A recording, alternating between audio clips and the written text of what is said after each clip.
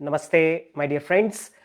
Our subject today is what's your archetype? How does the masculine and the feminine archetype controls our life, and why do we need to know them? Why we want to know about that? So the term archetype was coined by the famous psychiatrist Carl Jung, and the definition what he gave is a primitive mental image inherited from the earliest human ancestors and supposed to be present in the collective unconscious. Now, if this is complicated, let me give you a very simple definition of what he's trying to explain. For example, an archetype is an image. For example, let me say how my grandmother looked like, what she wore, what kind of traits she had, qualities she had, what she, how she used to behave. All these things are like a picture in my head.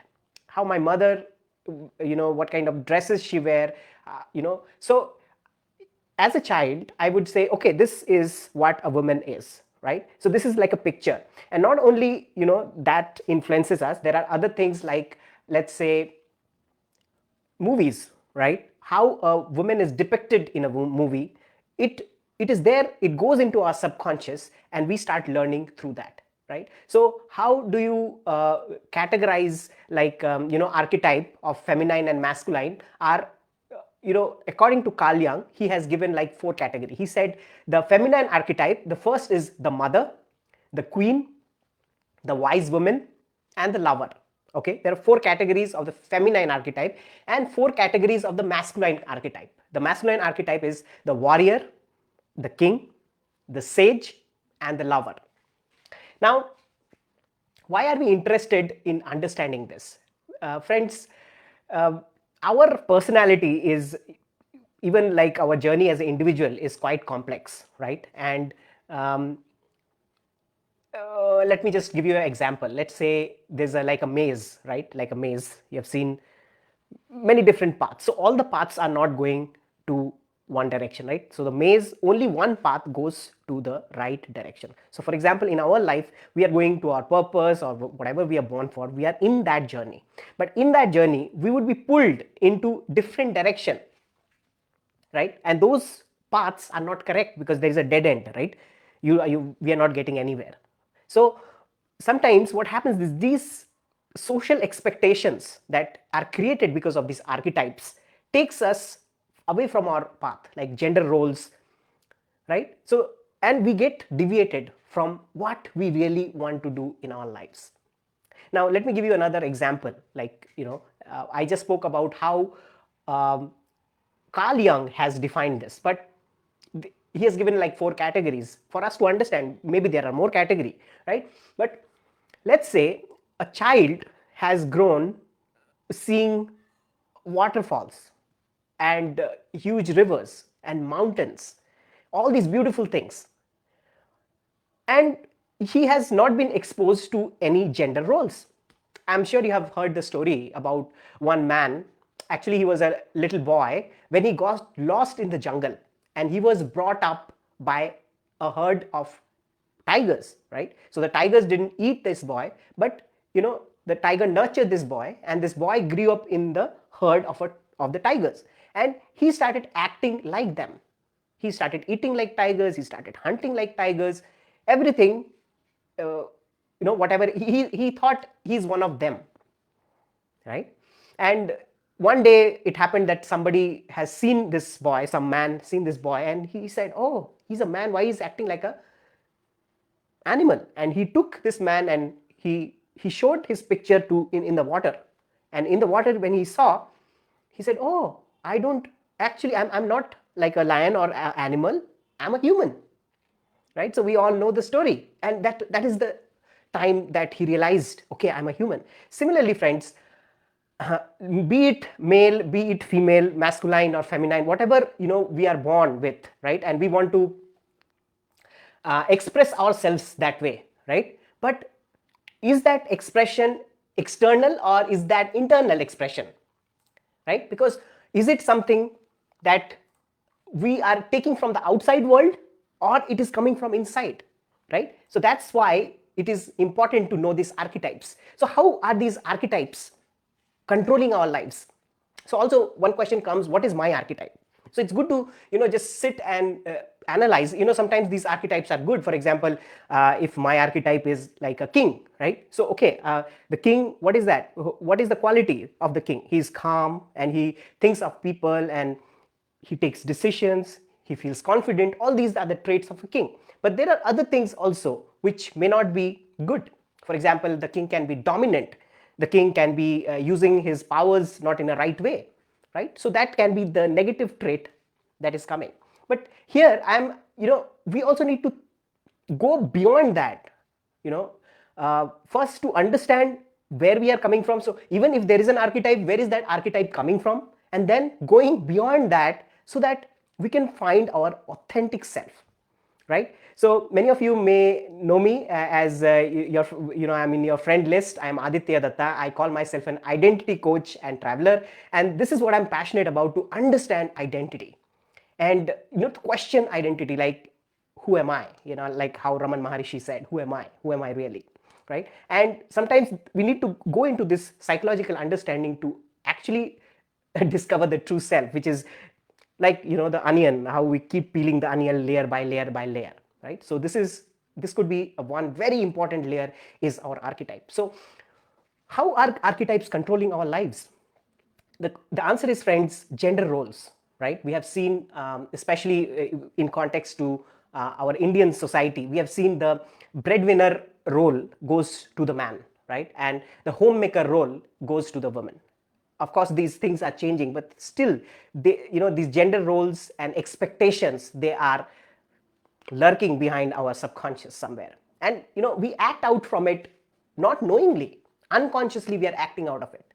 The self identity and the beliefs that they are like deeply ingrained, right? For example, for males, they cannot show their emotion. If they show their emotion, it's a sign of a weak man. So a man in the Indian society is discouraged from showing his emotional vulnerability. He cannot be vulnerable. And the female is encouraged with emotional openness and empathy, right? And she is labeled to be like a sacrificer in the Indian context, right? And though we see things changing, but these stereotypes, they control our lives, in a lot, uh, like not a spoken way, in an unspoken way. These things are there, right? So these also affects our relationship dynamics. Individuals, as I said, unwillingly fall into this stereotypical roles in the relationship, right? Though, okay, he's an open man and he's a new age man, but still after the marriage he expects his wife to behave like his mother, his grandmother, or the generation what his idea of a woman is. And same for a woman, she expects the man to protect her, to take care of her, what she has the gender stereotype of a male in her head. And what more examples can we think of? Let's talk about career choices and aspiration. Till date, certain careers paths, we say, it's considered more aligned to a specific archetype. We say, okay, like women, okay, these kind of, like she can be like a teacher, she can be like a cook, but we can't see like a woman, maybe like an inspector, or I don't know, maybe some other roles. We can't, okay, that role is not suitable for her. So this affects our self-worth and validation. We keep thinking, okay, am I falling in the societal norm? Am I accepted as whoever am I? So we keep this internal validation keeps going on inside us. Even we see this in case of parenting, and in like when we go into like a social party or something, we have these very much present in our society, right? So like the caregivers may unknowingly, again I'm saying unknowingly, because that's what archetypes are, because we are not aware of them, they are working in our subconscious. So caregivers may unknowingly reinforce certain gender expectations to their child. right? And hence the same is another example I can give is identity and inclusivity, right? The archetype may impact how individuals perceive and interact with those who express their gender identity outside their traditional norms, right? They might not want to fit into the categories, right? We have put like some labels, some categories. Now these labels also are coming from what we have seen, what we have read in history, like in books. Now everything is not negative about it, because we have like wonderful stories, and like even our epics, they are filled with beautiful stories of the divine masculine and feminine, right? And when we read those stories, they inspire us. So these are like inspiring archetypes, right? But what I just said are the archetypes that limits us. So the one question comes, is archetype good or bad? So archetype is not a good or bad, it is neutral, right? It depends which attributes we are using of the archetype. Example, as I said, epics like Ramayana, Mahabharata, when we are reading about these, like the character of Rama, when we see Rama as the masculine character, we we it also helps us grow the understanding and connection, like what the characteristics of a man can be, right? And it also connects us to our culture, our Indian spirituality as Indians. It gives us a personal identity also. Those are the good part. It helps us in our growth and development, right? Because sometimes it can also happen, okay, if I don't know what is the divine masculine qualities, we can't grow in a positive direction. And archetypes are used in storytelling all the time. So friends, we understood the positive aspects of archetypes. I started actually with the negative aspects, like stereotypes and limitation, reinforcements of gender norms, prejudices, unconscious influences we were talking about, right? But personally for me, I just want to go out of the box, and I want to question you, what happens if we have not grown with any kind of archetypes? It was like a blank slate. So when I read the story autobiography of Osho, he has written that when he was growing up like a child, he didn't ever go to school, right? He was swimming in the river, he was on top of the tree. He said up till 8 years, his grandparents said no education for him.